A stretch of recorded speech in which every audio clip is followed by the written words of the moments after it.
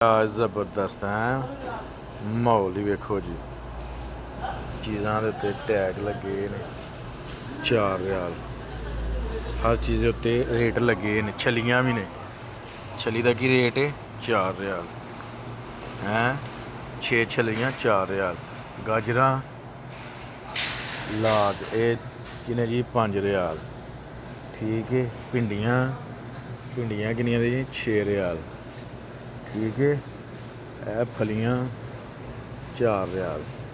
ठीक है। खीरे 7 ਰਿਆਲ 8 ਰਿਆਲ।